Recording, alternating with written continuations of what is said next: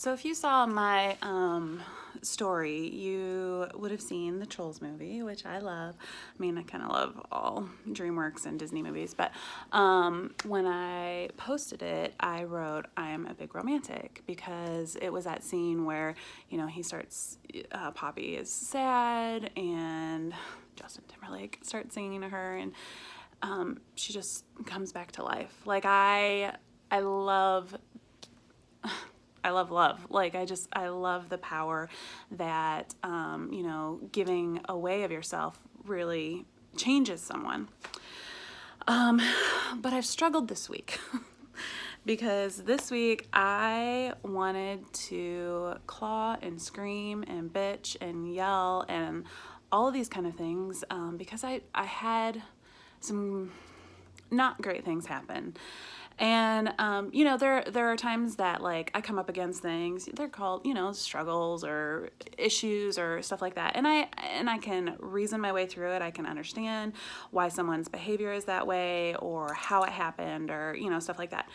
And I have learned, especially over this last year, last 9 months, that there are some battles that you just need to walk away from. And that's always been really hard for me because I've been so used to just kind of letting people walk on me, and not in because I'm not able to stand up for myself, but because I would much rather, hand out peace, love, all that kind of stuff.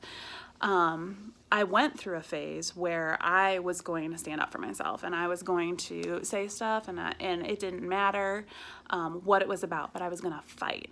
And over the last 9 months, I have had to learn to walk away and to realize that my voice is only going to make things worse.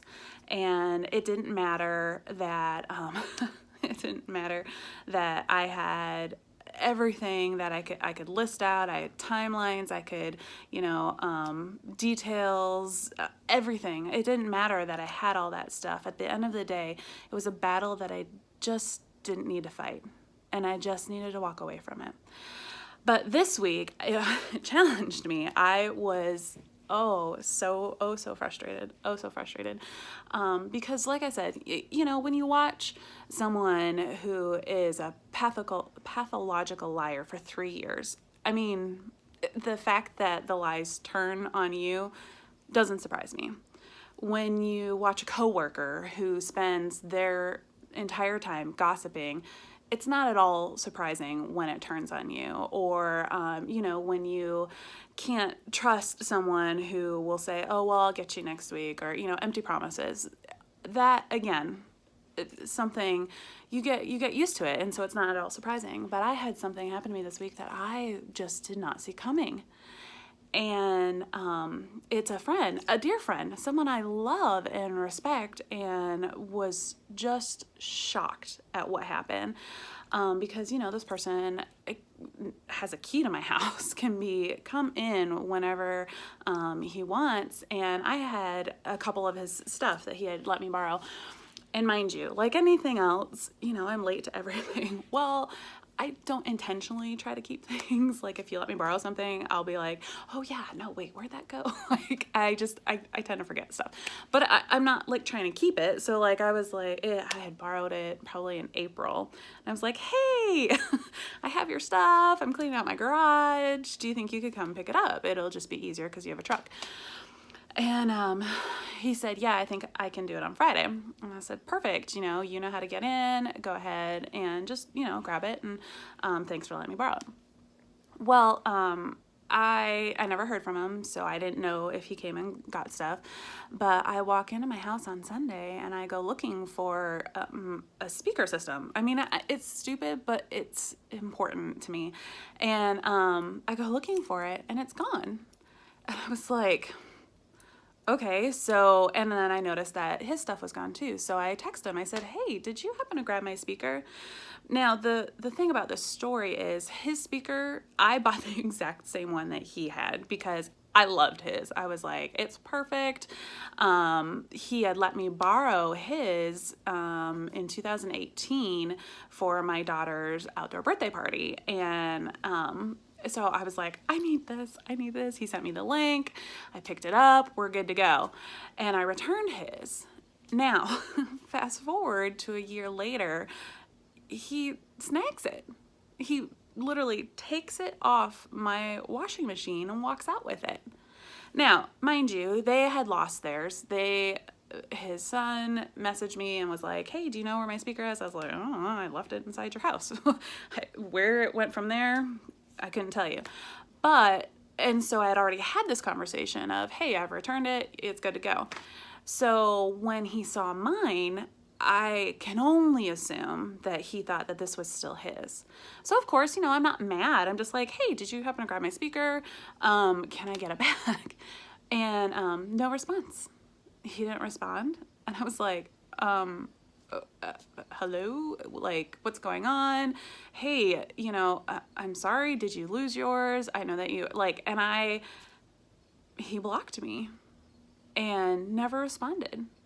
And so literally, one of my dearest, closest friends stole something out of my home and is now no longer returning my calls.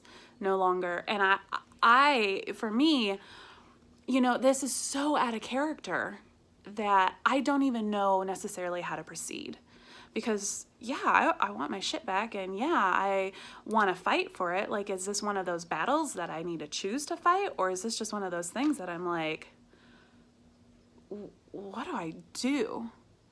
And so that has been my wondering this week is when you come up against situations, when you come up against battles that you're like, okay, do I freak the fuck out and, get cops involved? Or do I just go, wow, whatever's going on in your life that would make you react in such a way that is so far outside of your character and who I know you to be, I'm going to let you own that. It's all yours. I mean, because clearly there's something going on there.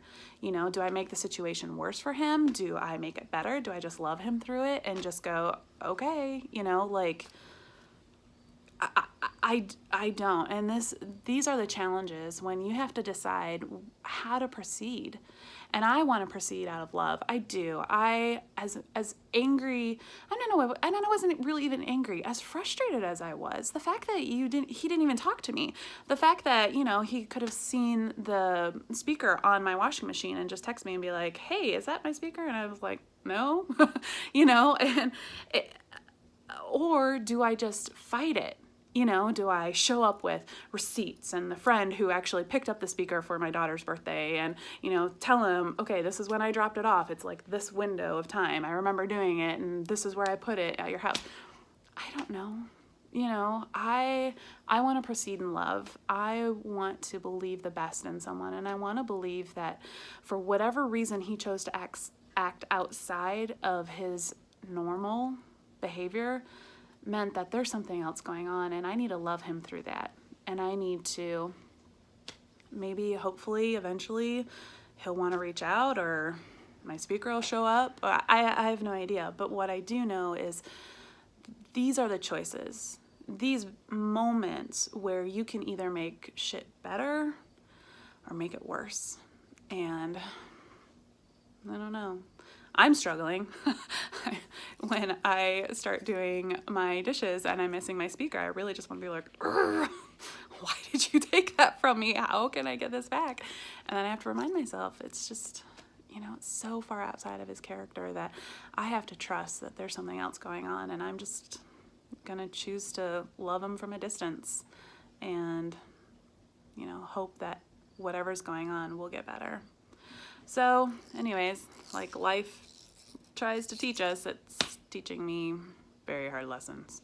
So you want to have a good weekend. Whatever you deal with this weekend, pick your battles carefully, really carefully, because especially if it's outside of someone's character and what you know them to be true. And then sometimes when people's true colors shine, regardless, because you've seen it behind the scenes, maybe that's just not a battle worth fighting. Okay, have a good weekend, guys.